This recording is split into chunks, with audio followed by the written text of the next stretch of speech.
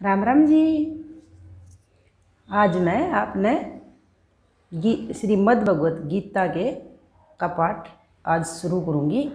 और इस मद् भगवत गीता में 18 अध्याय हैं और उनका महत्व है। मैं आपने हर रोज़ एक अध्याय और एक उसका महत्व हर रोज़ सुनाऊँगी। जिस बहन भाई ने गीता सुनन का वो है शौक़ है और जिसका मन है गीता सुनन का, कई बड़े बूढ़े भी हैं जो मतलब सुनना चाहे हैं लेकिन उन्हें सुनाने वाला कोई नहीं है। मैं आपने पूरी की पूरी गीता 18 के 18 अध्याय और उनका महत्व सारा सुनाऊंगी, विस्तार तो सुनाऊंगी, हर रोज़ एक अध्याय। तो आज तो मैं ये शुरू करूँ हूँ। अगर आपने पूरी 18 के 18 अध्याय का गीता का पाठ सुनना है तो आप आज मेरे चैनल ने सब्सक्राइब कर दियो। और क्योंकि आने वाला जो अध्याय है आपने आपके दौरान नोटिफिकेशन चली जाओगी उसकी और आपने पता लग जाएगा भाई दूसरा अध्याय आ गया है। तो मैं आज तो आपने ये गीता का पाठ शुरू करूँगी। गीता का ये जो गीता है, गीता का उपदेश श्री कृष्ण भगवान ने अर्जुन को दिया था। किस टाइम दिया था? जिस टाइम कौरव और पांडवों के बीच में युद्ध शुरू हुआ था उस टाइम श्री कृष्ण भगवान ने अर्जुन को गीता का उपदेश दिया था। क्योंकि जिस टाइम युद्ध भूमि में अर्जुन पहुँचे वहाँ सामने चाचे ताऊ अपने सगे संबंधी देख के, भाईचारा देख के वो घबरा गए थे और उनके पैर कांपने लग गए थे और अर्थात उनके धनुष छूटा जा रहा था। तो ये समझाने खातर श्री कृष्ण भगवान ने अर्जुन को ये गीता का उपदेश दिया था। उस टाइम श्री कृष्ण भगवान अर्जुन के सारथी बने हुए थे। तो ये गीता का उपदेश श्री कृष्ण भगवान ने मतलब कहाँ दिया था? जो हमारी रणभूमि थी कुरुक्षेत्र, वहाँ दिया था।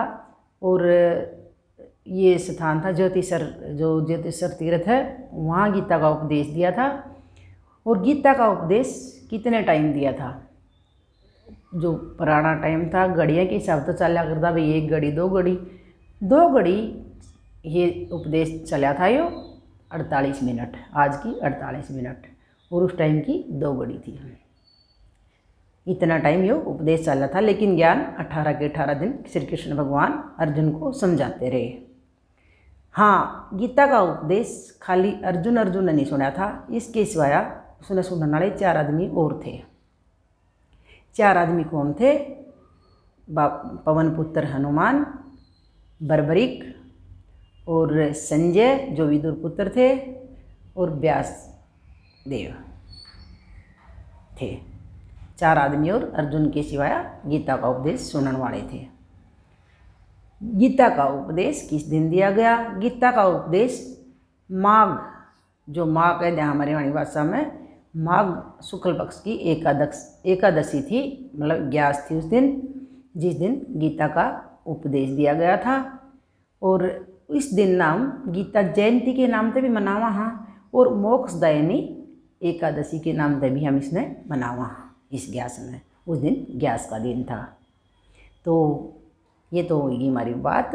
और ये मैं आपने पहला अध्याय शुरू करूँगी। और मैं फिर कहूँ जिसने भी गीता का ये पाठ सुनना है 18 के 18 अध्याय में आपने सुनाऊँगी, तो आप मेरे चैनल ने सब्सक्राइब कर दियो ताकि नोटिफिकेशन मिलती रहो आपने। बोलो श्री कृष्ण भगवान की जय। प्रथम अध्याय शुरू। जब कौरव व पांडव युद्ध क्षेत्र की ओर प्रस्थान करने लगे तो महाराज धृतराष्ट्र ने इच्छा व्यक्त की, मैं भी युद्ध का कौतुक देखूंगा। यह सुन महर्षि व्यास बोले, हे राजन, बिना नेत्रों के भला तुम क्या युद्ध देखोगे? अतः तुम्हारे वहां जाने का क्या लाभ है? प्रभु देख नहीं सकता तो क्या हुआ, सुन तो सकता हूँ। धृतराष्ट्र ने कहा, मैं श्रवण कर लूँगा। तब श्री व्यास जी बोले, इसके लिए युद्ध में जाने की क्या आवश्यकता है? राजन, तेरा सारथी संजय तो तेरा शिष्य भी है, वह तुझे घर बैठे ही कुरुक्षेत्र में महाभारत का होने वाली लीला का श्रवण करा देगा। यह सुनकर संजय बहुत विस्मित हुआ और ये होने वाली और आगे बढ़कर श्रद्धा से श्री व्यास देव को नमस्कार करके बोला, भगवान, महाभारत का युद्ध तो कुरुक्षेत्र में होगा, जबकि मैं यहाँ हस्तिनापुर में बैठा रहूँगा। प्रभु, मैं आपकी इस आज्ञा का पालन किस प्रकार करूँगा कि यहाँ बैठे बैठे ही महाराज को युद्ध के क्षेत्र की बातें बता सकूँ। कृपया करके मेरी शंका का समाधान करें। भगवान जब संजय ने बार बार ऐसी विनती की तो व्यासदेव जी प्रश्न उठे और बोले, हे संजय, कुरुक्षेत्र में जो कुछ भी होगा मेरी कृपा से वह सब यहाँ बैठे ही तुम्हें दिखाई देगा और बुद्धि के नेत्रों से ही सूझेगा। तब तू राजन को वहाँ का सब हाल कह सुनाना। जैसे ही व्यास जी ने संजय को यह वर दिया, वैसे ही संजय की दृष्टि व बुद्धि दिव्य हो गई। इसके बाद महाभारत का हाल सुनो। 7 अक्षौहिणी सेना पांडवों की और 11 अक्षौहिणी सेना धृतराष्ट्र पुत्र कौरवों की, दोनों सेना एकत्रित होकर कुरुक्षेत्र की युद्ध भूमि में जा पहुंची। तब महाराज धृतराष्ट्र ने संजय से पूछा, हे संजय, धर्म अक्षेत्र कुरुक्षेत्र में मेरे व पांडु पुत्रों की क्या स्थिति है, मुझे सब कुछ बताओ। महाराजा के पुत्र दुर्योधन ने पांडवों की सेना पर दृष्टिपात किया है और गुरु द्रोणाचार्य के समीप जाकर बोले, हे आचार्य, आप पांडवों की विशाल सेना को देखिए, जिनकी व्यूह रचना आपके परम बुद्धिमान शिष्य द्रुपद पुत्र धृष्टद्युम्न ने की है। उसके सहित इस सेना में बड़े बड़े योद्धा हैं। गुरुदेव, मैं आपको मुख्य योद्धाओं के विषय में बताता हूँ। इस सेना में धनुधारी सूरवीर अर्जुन, युद्ध विद्या में निपुण भीम राजा, युधान राजा विराट, महारथी राजा द्रुपद, महापरक्रमी दृष्टकेतु, चेकितान और महाबली, काशी नरेश पुरीजित, कुंती भोज नरश्रेष्ठ सेव्य, युद्धामन्यु और विक्रांत बलवान और उत्तमोजा, सुभद्रा पुत्र अभिमन्यु और द्रौपदी के 5 पुत्र, यह सभी महारथी हैं। हे कुरुश्रेष्ठ, अब मेरी सेना के योद्धाओं के विषय में भी जान लें। एक तो आप स्वयं हैं, दूसरे भीष्म पितामह हैं। मेरे लिए जीवन का मोह छोड़ चुका मेरा मित्र कर्ण है। युद्ध को जीतने वाले कृपाचार्य हैं। मेरे निमित्त जीवन का त्याग करने वाले अश्वत्थामा हैं, जो अनेक प्रकार के शस्त्र धारण किए हुए हैं, जो युद्ध करने में बड़े ही प्रवीण व चतुर हैं। उनके अतिरिक्त विकर्ण और सोमदत्त का पुत्र भूरिश्रवा है। हे गुरुदेव, उनके अतिरिक्त और भी महाबली योद्धा हैं, जो मेरे लिए जीवन अर्पण करने को तैयार हैं।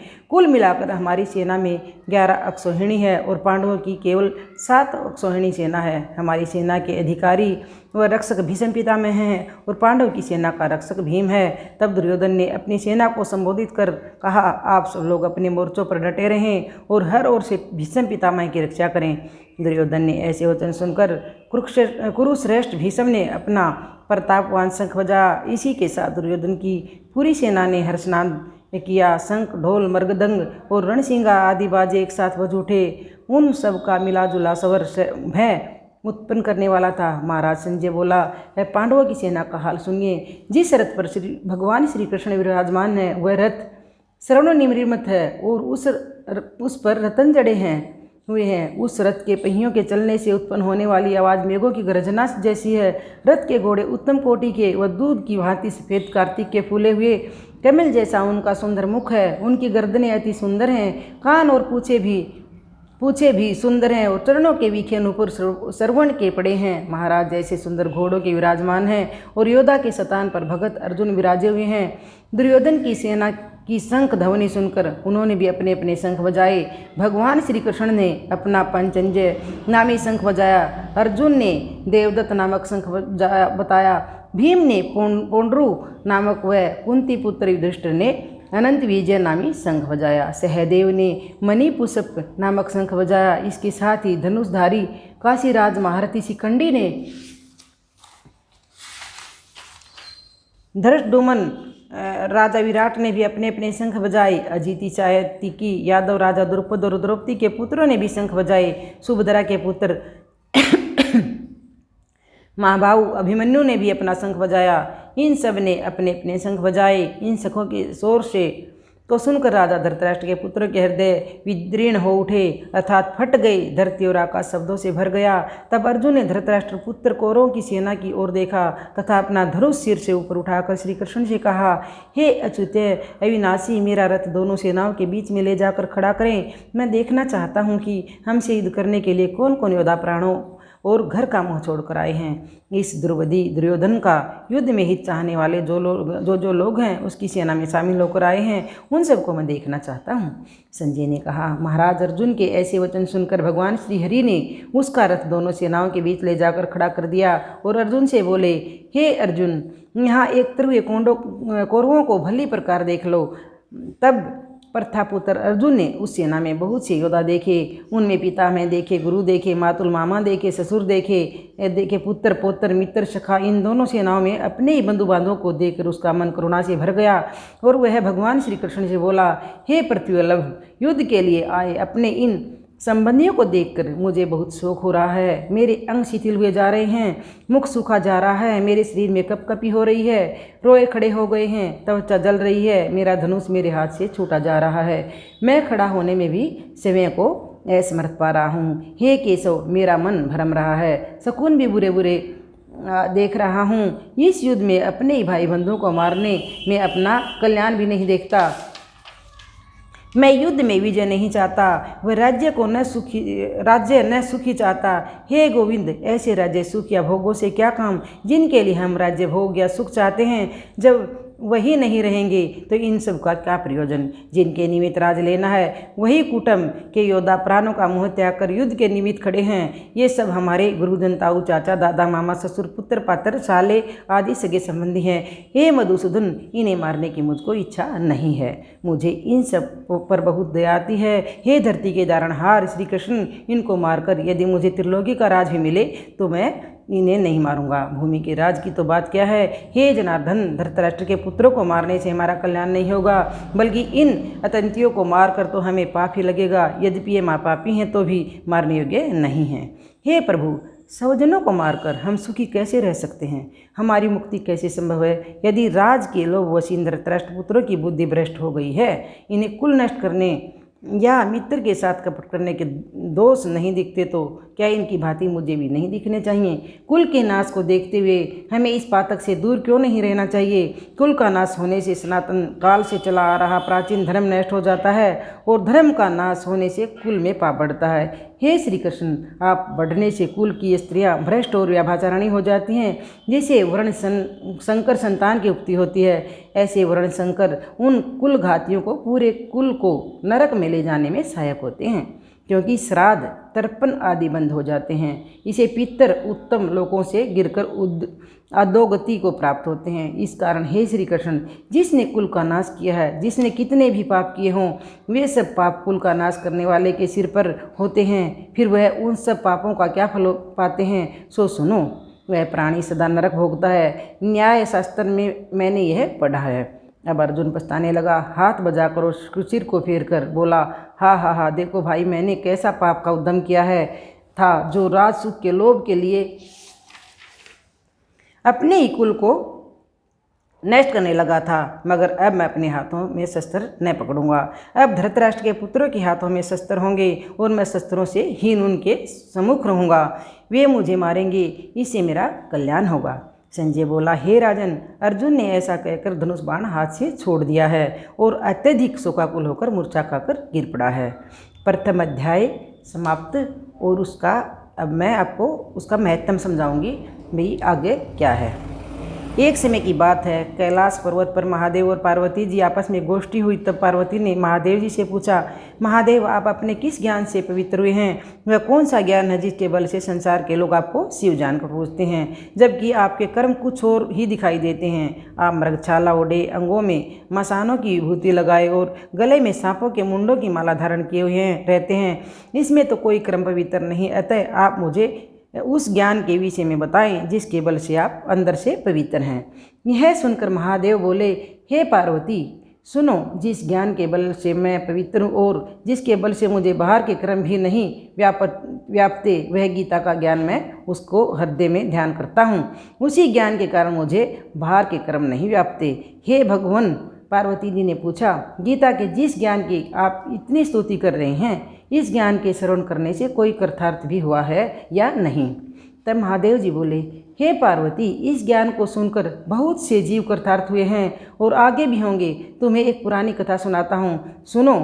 एक समय पाताल लोक में शेषनाग की सैया पर श्री नारायण जी ने नेत्र मूंद कर आनंद में मगन थे और श्री लक्ष्मी उनके चरण दबा रही थी। उस समय श्री लक्ष्मी जी ने पूछा, हे श्री नारायण जी, आप तो 14 लोकों के ईश्वर हैं, क्या आपको भी निद्रा सताती है? निंद्रा और आलस तो तामसी पुरुषों को व्यापता है। आप तो त्रिगुणातीत हैं, नारायण और प्रभु वासुदेव हैं। आपको नेत्र मूंदे देख कर मुझे बड़ा आश्चर्य हो रहा है।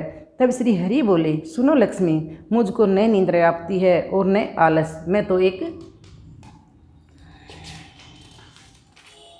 एक शब्द रूप भगवान गीता में जो ज्ञान है उस ज्ञान के आनंद में मगन रहता हूँ, और वह ऐसा ज्ञान है जिसके उपजने से यह जीव सदा आनंद में रहता है। कोई क्लेश या दुख इस जीव को नहीं व्यापता। जैसे 24 अवतार मेरे आकार रूप हैं, वैसे ही यह गीता शब्द रूप अवतार है। इस गीता में मेरे अंग इस प्रकार हैं। गीता के पहले से 5वां तक अध्याय में मेरा मुख है, अगले 5 अध्याय में मेरी भुजा है, 5 अध्याय में मेरा हृदय है, 16 अध्याय में मेरा उदर है, 17वें अध्याय में मेरी जांघें हैं और 18वें अध्याय में मेरे चरण हैं। गीता के जितने भी श्लोक हैं वैसे मेरी नाड़ियां हैं, अक्षर में मेरे रोम रोम हैं। ऐसी मेरी जो शब्द रूपी गीता है उसका अर्थ मैं हृदय में विचारता हूँ और आनंदित रहता हूँ। हे लक्ष्मी, तुम समझती होगी कि तुम मेरे चरण दबाती हो, मैं इस आनंद में मगन रहता हूँ, मगर नहीं, मैं तो जिस आनंद में मगन रहता हूँ वह गीता का ज्ञान है। यह सुनकर श्री लक्ष्मी जी ने कहा, हे प्रभु, यदि गीता जी का ऐसा ही ज्ञान है तो कृपया कर मुझे बताएं कि कौन कौन जीव इसे सुनकर कृतार्थ हुए हैं। हे सुंदर वर्ण वाली लक्ष्मी, सुनो। श्री नारायण बोले, गीता के ज्ञान को सुनकर बहुत से जीव कृतार्थ हुए हैं। हे लक्ष्मी, गीता के अध्याय का महत्म तो पीछे कहूँगा, पहले श्लोक कहता हूँ। सर्वशास्त्रमयी गीता, सर्वदेव भयो हरि, सर्वतीर्थमयी गंगा, सर्वधर्म मयोदया, मनोजानत पाप पुण्य, देही जानत आपदा, गीता सर्व कृष्ण जानत, माता जाने सो पिता, दीदी लोचन श्रवणा विदानाना, त्रयलोचन सपत लोचन धर्माणा, ज्ञानी ना अनंत लोचन। अब पहले अध्याय का महत्म सुनो। शिव पार्वती से इस भांति कहते, जिस भांति नारायण जी ने लक्ष्मी को सुनाया था। श्री हरि बोले, हे लक्ष्मी, शूद्र वर्ण का एक प्राणी था जो चांडाल का कार्य करता था और तेल नून नमक का व्यापार करता था। उसने एक बकरी पाली हुई थी। एक दिन वह बकरी चराने गया तो वृक्षों से पत्ते तोड़ते समय उसे एक सर्प ने डस लिया। तत्काल ही उसके प्राण निकल गए। मरकर उस प्राणी ने बहुत से नरक भोगकर एक बैल की योनि में जन्म लिया। उस बैल को एक भिक्षुक ने खरीद लिया। भिक्षुक उस बैल पर चढ़कर भिक्षा मांग कर लाता और अपने कुटुंब का भरण पोषण करता। रात होने पर बैल को घर के द्वार पर बांध देता और थोड़ा सा भूसा लाकर उसके आगे डाल देता। भूसे की मात्रा इतनी अपर्याप्त होती कि उससे बैल का ढंग से पेट नहीं भर पाता था। दूसरे दिन वह फिर बैल पर चढ़कर भीख मांगने निकल जाता। कई दिन इसी प्रकार गुजर गए। एक दिन भूख का मारा बैल बीच रास्ते में ही गिर पड़ा। वह मरने को था, मगर उसके प्राण नहीं छूटते थे। नगर के लोग देखते और दया के मारे ईश्वर से उसकी मुक्ति की प्रार्थना करते। कोई अपने तीर्थ का फल दे, कोई व्रत उपवास का फल दे, मगर बैल के प्राण नहीं छूटे। एक दिन एक गणिका आई। वहाँ उसने लोगों से पूछा, ये भीड़ कैसी है?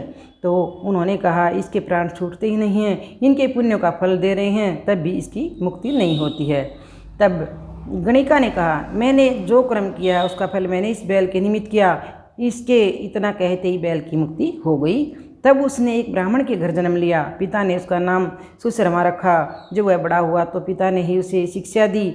वह बहुत सुंदर था। उसे अपने पिछले जन्म का भी सब याद था। बड़ा होने पर उसने सोचा कि मुझे उस गणिका के दर्शन करने चाहिए। वह उसके घर गया और पूछा, क्या तू मुझे पहचानती है? तब गणिका ने कहा, मैं तो तुझे नहीं पहचानती, तू कौन है? तेरी मेरी क्या जान पहचान है? तब सुशर्मा ने कहा, मैं विपर हूँ, तू विपर है, मैं वैश्या हूँ। मैं वही बैल हूँ जिसको तूने अपना पुण्य दिया था। मैंने बैल की योनि से छूटकर विपर के घर जन्म लिया है। तू अपना वह पुण्य बता जो तूने मुझे निमित्त किया था। गणिका ने कहा, मैंने अपने जाने कोई पुण्य नहीं किया, पर मेरे घर में एक तोता है। वह सवेरे पढ़ता है, मैं उसके वाक्य सुनती हूँ। उसी पुण्य का फल मैंने तेरे निमित्त किया था। तब विपर ने तोते से पूछा, तू सवेरे सवेरे क्या पढ़ता है? तोते ने कहा, मैं पिछले जन्म में विपर का पुत्र था। पिता ने मुझे गीता के पहले अध्याय का पाठ सिखाया था। एक दिन मैंने कहा कि मुझको गुरुजी ने क्या पढ़ाया है। तब गुरुजी ने मुझको शाप दिया कि जा रे तू सुआ तोता होगा। तब मैं तोता हुआ। एक दिन फंदक मुझे पकड़ कर ले गया और उसे एक विपर ने मुझे मोल ले लिया। वह विपर अपने पुत्र को गीता का पाठ सिखलाता था। तब मैंने वह पाठ सीख लिया। एक दिन उस ब्राह्मण के घर चोर आए। उन्हें धन तो प्राप्त न हुआ, वह मेरा पिंजरा ही उठा कर ले गए। यह गणिका उस चोर की मित्र थी। उसने मुझे इसके पास दे गया। सो मैं नित्य गीता जी के पहले अध्याय का पाठ करता हूँ और यही सुनती है। पर इस गणिका की समझ में नहीं आता कि मैं क्या पढ़ता हूँ। इसके वह पुण्य तेरे निमित्त दिया था। लो, यह श्री गीता जी के पहले अध्याय का फल है। तब उसने कहा, हे तोते, तो भी विपर है, मेरे आशीर्वाद से तेरा कल्याण हो। हे लक्ष्मी, इतना कहने से ही तोते की मुक्ति हो गई। और उस गुणिका ने भी भले कर्म ग्रहण किए। वह नित्य प्रति स्नान करती और गीता जी के पहले अध्याय का पाठ करती। इसलिए ब्राह्मण क्या, क्षत्रिय और क्या वैश्य, सभी उस वेश्या की पूजा करने लगे। श्री नारायण जी ने कहा, हे लक्ष्मी, जो अनजाने में भी गीता का प्रथम अध्याय का पाठ श्रवण करे, तिसको भी मुक्ति मिलेगी। और इसका फल कितना कहूँ, अतुल फल है। यह पहले अध्याय का महत्म है जो तूने श्रवण किया है। बोलो श्री कृष्ण भगवान की जय। पहला अध्याय समाप्त और पहला अध्याय समाप्त। तो मैं अपने अगला अध्याय आगे सुनाऊंगी। दूसरा अध्याय है जो हमारा, इसका महत्म भी मैंने आपको सुना दिया और पहला अध्याय भी सुना दिया। तो अगर आपने दूसरा अध्याय सुनना है और पूरी गीता का पाठ सुनना है तो आप मेरे चैनल ने सब्सक्राइब कर दियो और लाइक कर दियो और कमेंट करके बताइए भाई गीता का पाठ आपने कैसा लग गया। बोलो श्री कृष्ण भगवान की जय। धन्यवाद।